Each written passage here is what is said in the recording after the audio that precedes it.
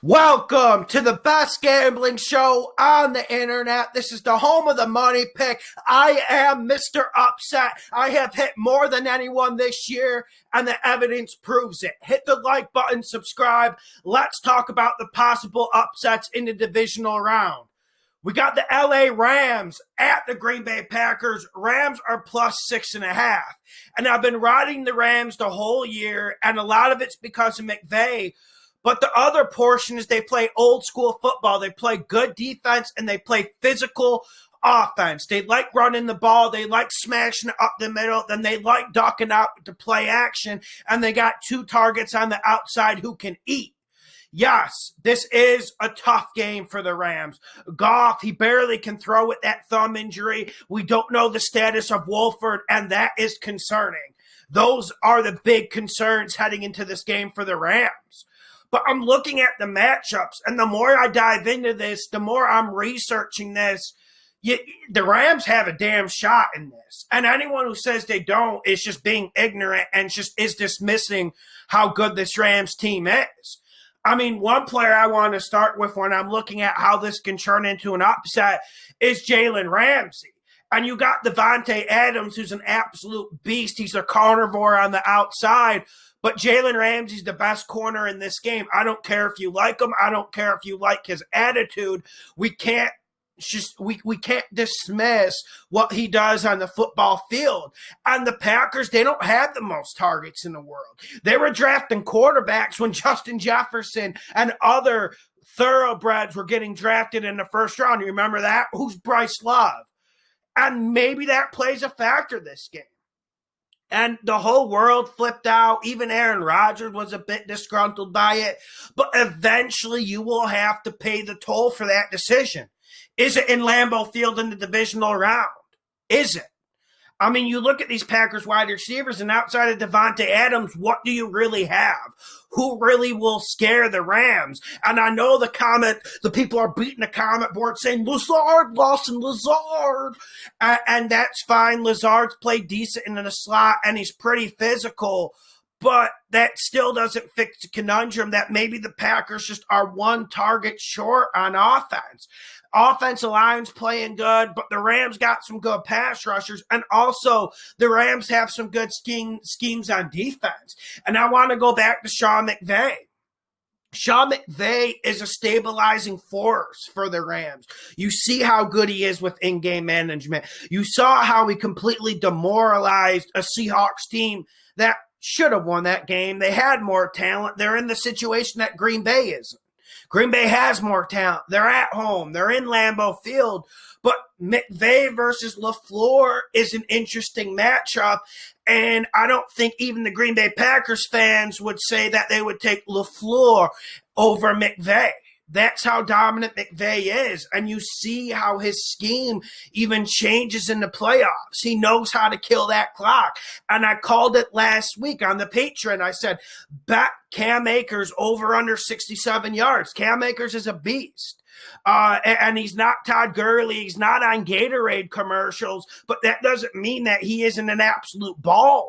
This is going to be in cold weather. This isn't for the faint of heart. These are harsh playoff conditions that the Rams are going into. But if you look at both teams, if you really just put a blindfold on, which team do you think is more fit for cold weather? Which team do you think is more fit for bad weather? And I got to go the Rams with them pounding Cam Akers all day. And that's the big matchup. Is Green Bay's front seven strong enough? Are they resilient enough? Are they physical enough to be able to stop Cam Akers? Because if you stop Cam Akers, you're going to stop this whole Rams offense. Because the only time they can throw the ball, whether Goff is healthy or not healthy, is on the play action. That's when the Rams are dangerous. Once that play action starts flowing, that's when they can beat you. That's when they're extremely dangerous. So you got to look at Green Bay's front seven when we're looking at that. And we also have to look at the psychological aspect of this game for Green Bay. Green Bay is better than they were last year. We know that. But we saw what a running football team that played good, proficient defense did to them last year. You remember what the 49ers did to them last year?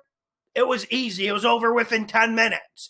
I'm not saying the Rams are going to do that. This is going to be a nail biter. This is going to be a very, very complicated game for both teams. It's just, you got to look at the psychology aspect in this. I offer you this. The Packers are one of those teams, they take breaks in games. They'll play 3 great quarters, and then 1 quarter, there's just not even there. You wonder if there's even a pulse. There's low energy to no energy. You saw that when they lost to the Vikings. You saw that even in the Carolina game. The Packers take breaks in games. They take that foot off the gas pedal, and that's something you don't want to do with the Rams. And I'll tell you what, if the Rams get ahead early in this game, it's going to be dangerous. Green Bay needs to get that first score. And I listen, it's 60 minutes, and I don't want to be melodramatic here, but whoever gets the first score will control that game. Green Bay better get it. Next game, we got the Ravens at the Bills. Ravens are +2, and I'm riding with the Ravens like I did last week against Tennessee. It wasn't an easy pick last week, but the evidence stacked up. Now, there's some signs in the forecast that there will be snow in Ralph Wilson Stadium, and people are trying to use that to refute my pick of the Baltimore Ravens. I don't know how relevant that is, and let me explain why. Okay, in snow, it is harder to cover people. Yes, it is. But if that snow is really coming down, it will affect the throwing of the football. And that will favor the running team. You have to think, correct? And the Ravens have the best run game in the NFL. Chiefs or Bills have the best pass game in the NFL. This is a match of styles. This can go a lot of different ways. I'm just going to start with the Ravens defense. And you wanted me to talk about Lamar a lot last week. You wanted me to talk about Dobbins a lot. But I kept starting with this Ravens defense. It is better than last year, and it is better than people think. And you're looking at this Ravens defense. They're good in the front 7. You've got a really fast young linebacker in Patrick Quinn. But this Ravens secondary makes plays. They're aggressive. And I don't know if I trust Josh Allen not to turn this rock over. It just feels like he's due for a few mistakes. I think the Ravens win the turnover battle in this game. And we have to look at that Bills against Colts. We walked away from that game giving credit to Indy, and sure, they put up a valiant effort. But did the Bills play really good football that game? I didn't think so. I thought like that was a C-plus performance from the Bills, and they very easily could have been eliminated in that first round. I mean, so there are complications. And like I mentioned, there is a little bit of a blueprint to stop Josh Allen. Teams have got away from it this year. The blueprint always was to put 2 guys in the A-gap, pressure him, make sure you send blitzes. You got to play press man-to-man. You got to get his timing off. And if you get your paws on him in the pocket, don't go for the sack. Just go for the ball. That's the blueprint to stop Josh Allen, because he is an absolute beast, an MVP tier player right now, but it doesn't mean he doesn't have weaknesses. And here's a dynamic that has changed for the Bills over the last few weeks. Okay, Cole Beasley, he's not moving well on that knee. He's still eating underneath, but man, that knee is not good, and he's not as a part as the game plan as he was in previous weeks. And John Brown sucks. Did you see John Brown, the stuff he was pulling last week? He was literally just a negative player. He was literally a cone out there last week. So yes, the Ravens will have problems with people like Cole Beasley and Stephon Diggs. But I let Cole Beasley beat me. I'll put a safety over Diggs. I want to man up and make these other dudes beat me. I want to send blitzes at Josh Allen. I want to mush that pocket up for Josh Allen. And I want to make John Brown make a catch. I don't think he can make a catch. He can be wide open. I don't think he's going to make a catch. That's just how low his confidence is right now. And we saw the 4-stringer, I believe his name is Gabriel, step up. But But come on, are we gonna bet our hard-earned money on a 4-string wide receiver stepping up against a really good secondary? And then you could go to the coaching. excuse me. You can get to the coaching. Okay, we got Harbaugh versus McDermott. It feels like this is equal, right? It feels like it's equal. But here's another tidbit. I like the Ravens special teams more than I like the Bills. Both have pretty good units. The Bills used to be an absolute disaster the last 2 years on special teams. They have improved, but I would take this Ravens special teams over the Bills special teams. Next game, and I know this is the game everyone wants to talk about. Make sure you hit the like button. Make sure you subscribe. Support this channel on Patreon as well. We got the Tampa Bay Buccaneers +3 at the New Orleans Saints, and you guys know I'm tempted. Like, this is like me walking on a beach in Brazil. You see, like, the biggest butt ever, and you'll have a girlfriend, but you're just like, dude, this is too much. This is where I'm at with this game. You have to resist and you have to show discipline. Yes, I know the 3 times a charm argument is there. My dad's been saying that to me since I was 5 years old watching football, and he's always been proven right by it. But at a certain point, we have to cut that stuff out. We have to look at the matchups. My belief is low. This is a man who picked Tampa Bay to get to the Super Bowl at the beginning of the season, and I've been right about a lot of stuff. I was 5-2 in my future bets this year. That was one. I'm probably going to have to dig the hole and just say the money's gone, right? Listen, you got Bruce Arians versus Sean Payton, and that's the thing that scares me about this, because Sean Payton's an absolute beast in these games. But Sean Payton can lose his temper, and he can get over emotional. If this game is tight in the fourth quarter, maybe we see Sean Payton start getting pressed. When you press him, he gets over emotional and he does crazy stuff, a la Minneapolis Miracle. Remember Diggs' play to win that game, how they lost out on the playoff win because of that?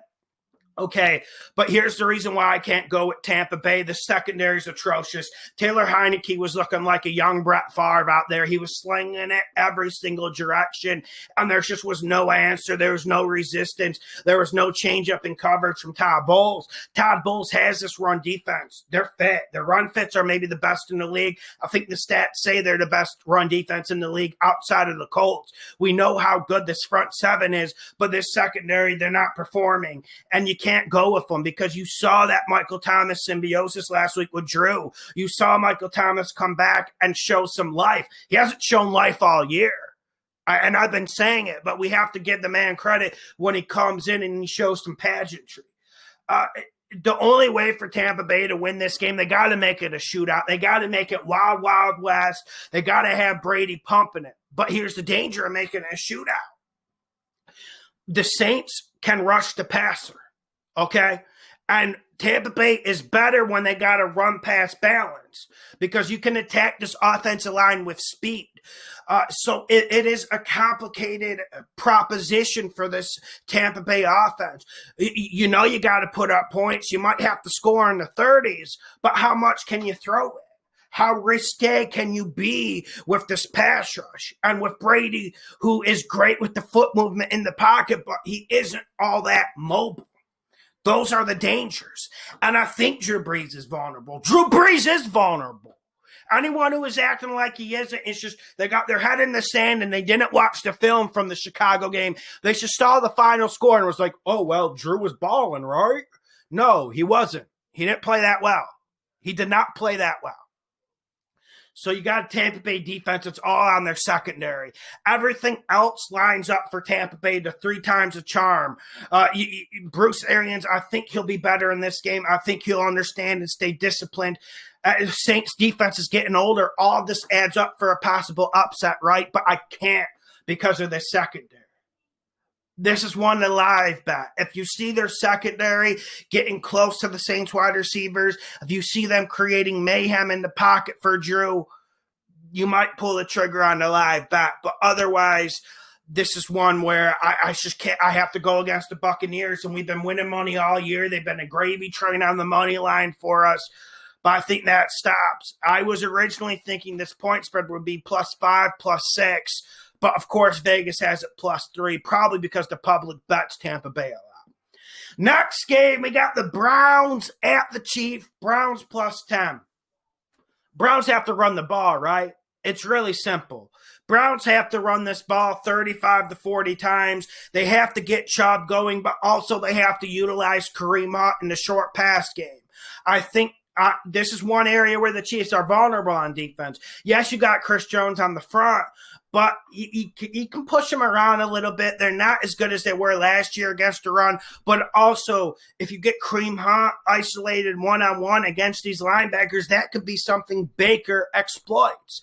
That's what Baker needs to exploit. They need to get the ball out of his hand. They can't let him think too much. They need to do a lot of play action. That's the recipe. But at the end of the day, this Chiefs offense is such a juggernaut that they consume every defense they play, and they absolutely dictate the tempo. You saw Tennessee try to dictate the tempo to them last year in the playoffs. It didn't go so well, my friends.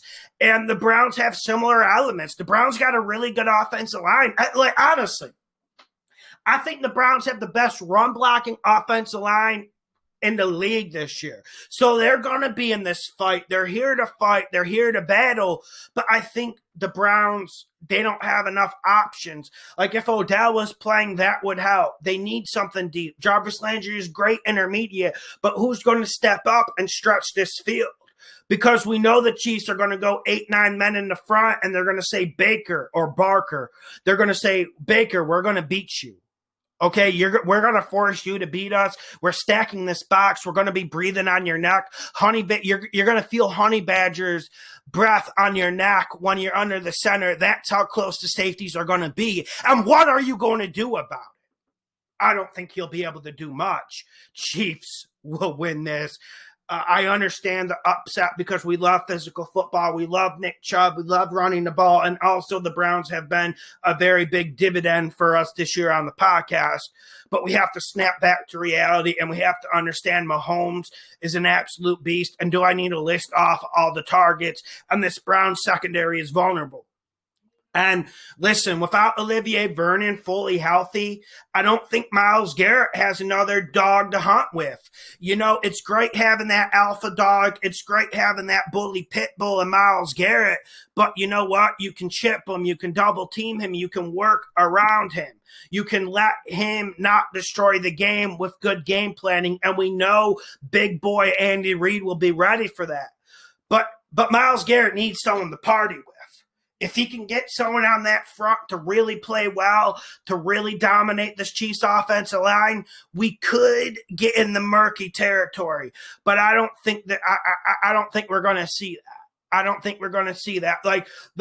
Remember the 49ers gave Mahomes a tough time. They had Bosa and Ford to force Buckner up the middle. Really, it is just a one-man army in Myles Garrett, and I don't think he can affect Pat Mahomes' throwing windows enough. Hit the like button, share the videos, subscribe. This is the best gambling show on the internet, and I thank you guys for all the support.